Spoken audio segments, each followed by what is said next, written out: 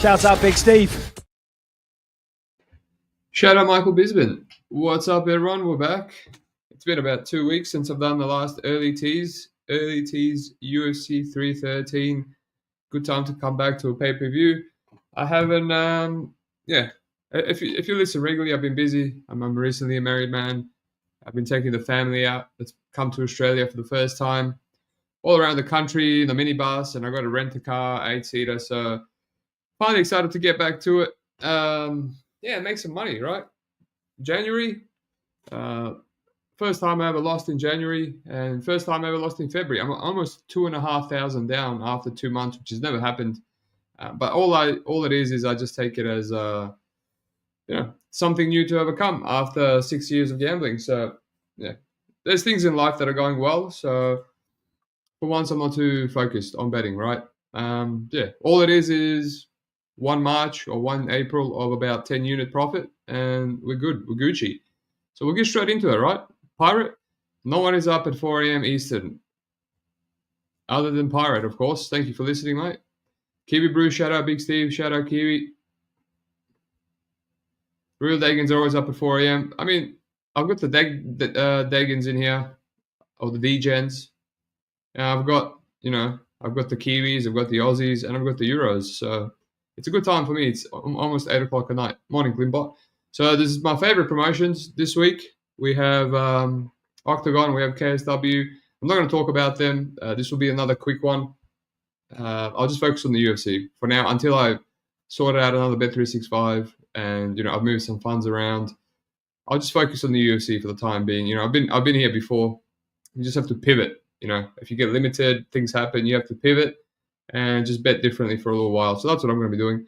But UFC, we have the most data on UFC. I'm an expert on most of these guys. I really have to tape. So let's get into it, shall we? First fight, Chris Gutierrez, John Castaneda. This fight was pick'em last time I checked. Let me just have a look.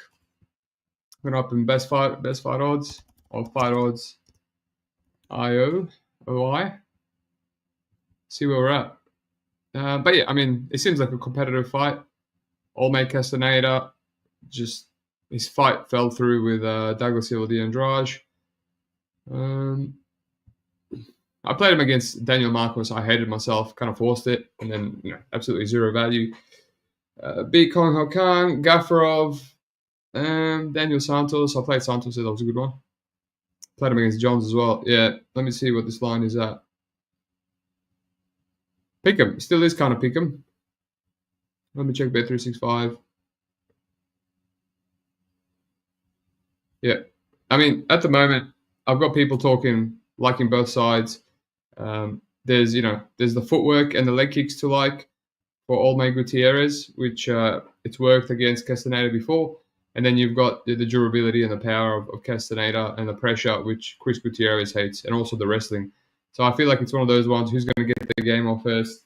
Usually I wouldn't tape pick'em fights straight away just because I feel like I can't get a read, but I'm kind of interested in looking into this one. Who's Chris Gutierrez's last fight? I remember he fought Song Yudong. Kong Lee, that was a 1-1 fight going into the third. He obviously shut down Haile Alatang, but that guy's a bum. Let's move on. The total is obviously going to be steamed to the over. Yeah, I mean, Castaneda has good finishing potential, so interesting. All right, let's move on. Ozzy Diaz versus Djorden Santos. What a fight. Jesse L, happy you're back. Congrats on the marriage. Thank you, Jesse. Hopefully back into the swing of things. Hopefully 2 podcasts this week. 6 hound, over 2.5 is going to look value. Gutierrez fights for the over. I mean, is $1.30 going to look value? I don't know. All right, back to this fight. Ozzy Diaz, Djorden Santos. I mean, I'm not really a fan of this Djorden Santos guy. Obviously, he won as a big underdog to Curry. He was an underdog for a reason. His tape wasn't very convincing. But, he hasn't fought since 2022, so he can make improvements. And he looked like he made improvements. He's only 27. Used to be a fat heavyweight as well. Ozzy Diaz, he's come to the UFC. He's been knocked out twice back-to-back. No, wait, only once.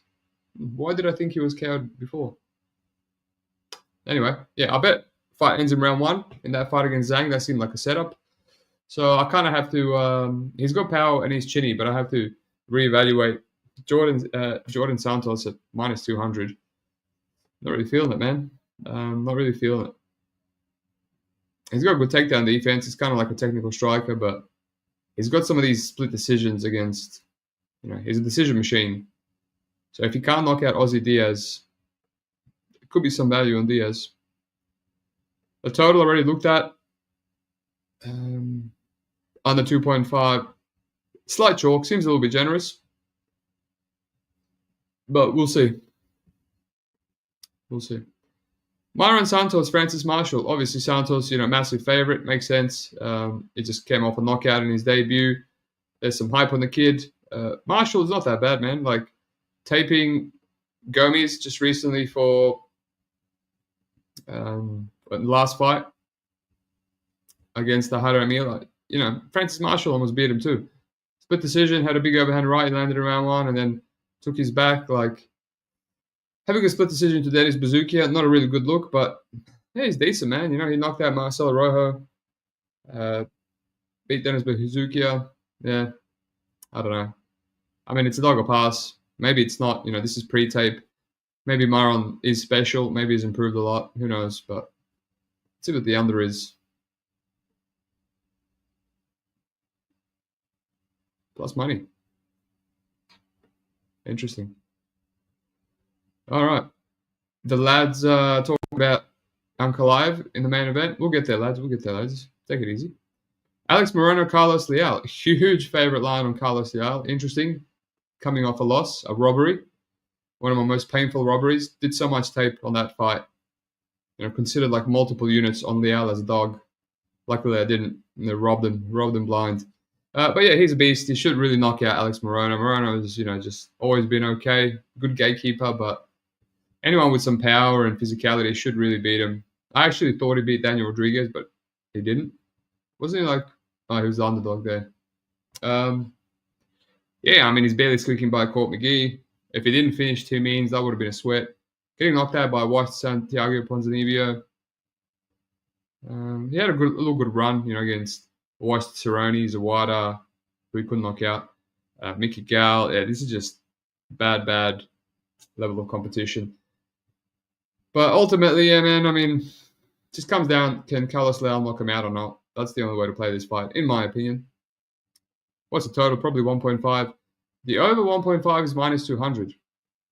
That is interesting because majority of Carlos Leal's knockouts come under 1.5 rounds.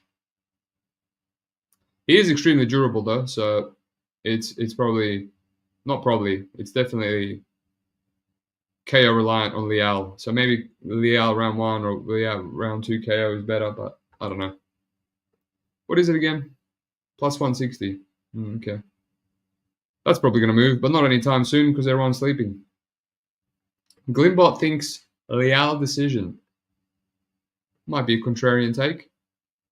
We'll see after tape. I mean, yeah, man, Morono's going to slow down so bad by the end of round 3, and it's like relying on him not to get knocked out.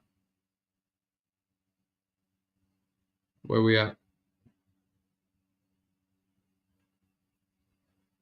Correct, Carax. Leave a like if you're not sleeping right now. Actually, leave a comment. I always forget. Comments mean a lot to me. Leave a comment. Give me some locks, man. Give me some locks. Discuss fights. Tell me how I'm wrong, even though I haven't done any tape. Bruno Ferreira, Armen Petrosyan. Yeah, this line has moved a bit. People like Petrosyan. I get it. He's the minute winner. Bruno Ferreira is, the beast moment winner, KO person. But yeah, Armen coming off 2 finishes back to back, right? He's not the most durable guy in the world, let's be honest. So Brunno can definitely crack him, KO him. But he disappointed me a little bit. I think I lost a bit of money on Brunno's under 1.5 rounds during that period last year when under 1 totals were not hitting at all. I also played his total against Dustin and Phil Hawes, so he's been good to me, but he just didn't do anything against Abus. Like, he was obviously preserving his energy. Just threw away round 1, run round 2, or he hurt him in round 2, just at the 1.5 minute mark. And then, did some stupid shit and got submitted round 3. So, yeah, I mean, don't know. I have to look into it. It just feels like one of those binary fights. Armen's winning, he's winning, then he gets cracked. And he was cracked by Robocop Rodriguez as well, and he survived. He's been knocked out a bunch, twice. What's the total here? I have a feeling like the total is going to be generous in this one. Well, not really. Under 2.5 rounds, $1.63. Doesn't go minus 200. The only thing is, can Armen actually finish someone? He hasn't finished anyone since Contender Series. 1, 2, 3, 4, 5, 6 fights in a row. He hasn't finished anyone. And he fought the old chinny Gregory Rodriguez. Yeah, maybe the under at slight chalk is better than is Hulk's money line, even though it's plus money.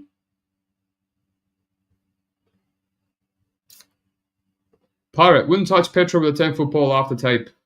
You don't have to touch him, mate. You just have to bet on him. Can Brunno pull another meme out of his ass? It's not a meme if he's done it like 9 out of 10 times. Maybe Brunno club and sub, maybe as a long shot, possibly. Anything's possible. He does have some good explosive takedowns, so he can definitely take this guy down. All right, Rei Tsuruya, Joshua Van. I'm actually really excited about taping this fight. He's just 2 hype prospects. You know, people are a little bit down on Rei because he just had a little split decision against Hernandez. But you have to realize that's not a split, but he was competitive round 1 and 2, but and then he lost round 3 clear after slowing down a bit. But you have to realize that's the toughest guy he's ever fought, ever. And, you know, before he went on road to UFC, his level of competition was quite low. And then he impressed against Mark Lemako, where he kind of squeezed by. Joneshuya was an impressive win. And then, you know, Carlos Hernandez, even though he's not the best, he still, you know, did well in his UFC debut to beat a guy that's a UFC level, barely. So I'm sure he's going to be improving. But, man, Josh Van, if he like slows down or he has a round 3 against Josh Van like he did against Hernandez, man, he might eat some shit there. Joshua Van, yeah, he's always improving. But one thing that doesn't change, he will never stop losing round 1. I think he actually won round 1 against Cody Djorden, but he was based off like 1 punch at the end. But he was still taken down. Yeah, I'm actually surprised. 6 round. That's the first total that stuck out to me. And yeah, I expected like minus money on the under 2.5 because he really should have finished Cody Djorden. Edgar Chairez, he almost finished him, but Chairez has insane durability. Charles Johnson, insane durability. He finished Felipe Bunez. It's like there's got to be some value on the under. And you also, obviously, Rei is very potent finisher on the ground. Submissions and ground and pound. And again, if he gasses like he gassed against Hernandez, it's no bueno. So, yeah, that under is sticking out to me. But, yeah, Van minus 200, not really, not feeling it. I should be home on a Sunday. All my family leaves back to Europe the day before. So, yeah, I should be available to live bet. Take advantage. But, yeah, dog or pass at the moment. I know, obviously, Pirate is bet Rei. I think my boy Pierce is bet Rei. So, even my boy Parky is bet Rei. So, people are coming in. Sharp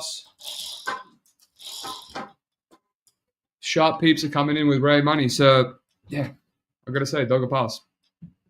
But I'm excited about that fight. 2 really high-level prospects. Let's see if the under is still what people say it is. Yeah, plus 160. Interesting. Kuniev versus Curtis Blaydes. This is a strange fight.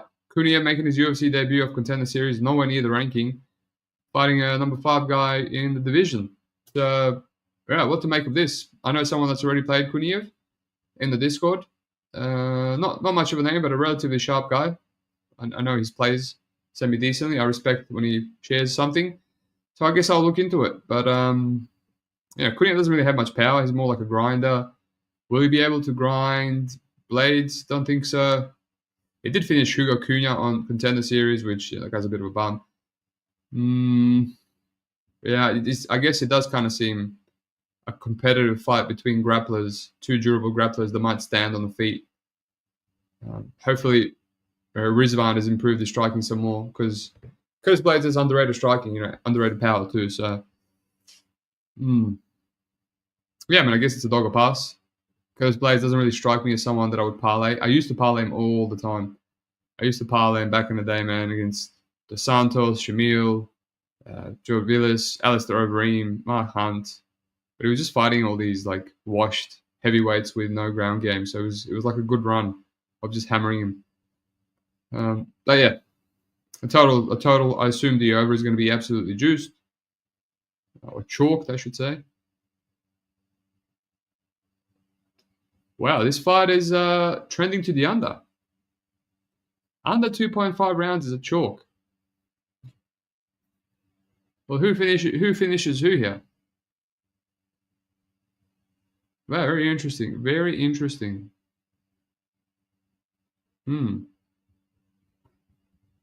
Okay. Someone talk me out of that one. King Green versus Mauricio Huffy. Yeah, Huffy, massive favorite. Makes sense. Let's be honest. All my Green has been getting hurt and cracked for a few fights now. That Paddy Pimblett fight, the triangle loss is massive concern. I don't think he was ever submitted before that. I mean, his strength always used to be his grappling. Great wrestler, out grappling like jiu-jitsu guys, very well rounded, and yeah, I mean that's the first. Just how easily got submitted by Paddy Pimblett. Either Paddy Pimblett's an absolute beast, which I do think he has very good underrated jiu-jitsu, or King is a bit washed, And he beat Jim Miller. I played Jim Miller there, and Jim Miller hurt him multiple times in round 1 and round 3, but he just got the shit beat out of him with the boxing and the volume.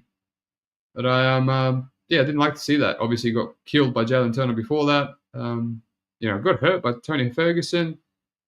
Got knocked out by Drew Dober. So yeah, I understand. Obviously, I'd rather play the under in a Huffy fight as opposed to Bobby, as opposed to Huffy. Chalk. Huffy went to a decision with Lontop recently, but Lontop might be one of the most durable guys in that division. He took an absolute beating from Slava as well. He had actually dropped him with some big hands as well, big overhand rights. But yeah, what's the total? What is the total? The under 1.5 rounds is plus 150. That is interesting. I tend to believe that Huffy probably, if he's going to knock him out, it's going to be under 1.5 rounds. He also has chin issues himself, right? We've seen that he got knocked out once by an absolute beast of a man, but still happened. And he doesn't have really the best striking defense. He's got the old hands by the knees striking approach. 6 round feels highly correlated to Huffy KO 1-2. All right, we're all agreeing on the same thing. All righty, Amanda Lemos versus Iasmin Lucindo. I pointed out this fight to my friend, and I said, "What do you think?" And after a little bit of tape, he said, "Doesn't really feel it." And we were both on Lucindo versus Marina Rodriguez, and I said, "No worries, I'll take your word for it." It was last week when I still had family obligations, didn't have much time to tape, and now there's a bit of CLV, and I kind of regret it because just from trajectory alone and age, and Amanda being older and Lucindo being younger and improving and winning her step ups, I felt like she should be the slight favorite, and I could have had some CLV and maybe potentially a hedge option. But it is what it is. It's done now. Marina Rodriguez, she had a split decision there. She got hurt. Marina generally much worse takedown defense, much worse bottom game than someone like Amanda Lemos, who actually, had good takedowns against Marina Rodriguez herself, and he's actually got a decent black belt and a few submissions. So, yeah, I mean, Iasmin is going to do her thing. She's still a little bit green, a little bit raw. Makes sense. She's 23, so I feel like a competitive fight. She's hittable as well. She trusts her chin a lot. She showed to be durable, but I mean, Lemos is the type of chick that if she hits you with an overhand right, she can probably put anyone out. So I can completely see her knocking out Iasmin. So I have to tape this fight. I have to evaluate if there's any value, if it's too binary for me. But the total, let's see what the total is at. Wow. The other 2.5 is plus 300. No, plus 400. That's wild, man. I mean, literally, Amanda Lemos wasn't finished by Zhang, but she was finished by Werner quite easily on the ground. She almost finished Dern, who has insane durability with one overhand right. She finished Marina Rodriguez, was quite durable. She submitted Gomez.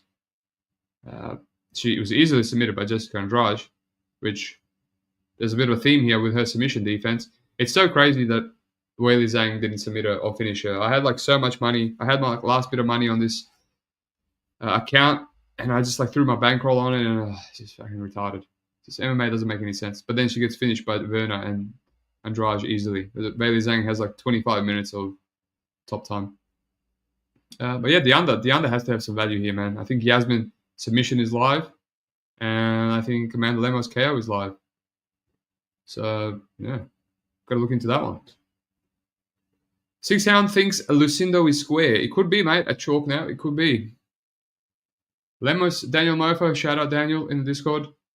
Lemos is better on the feet, and her get-ups and footwork are improving. Do you think they're improving at like 37?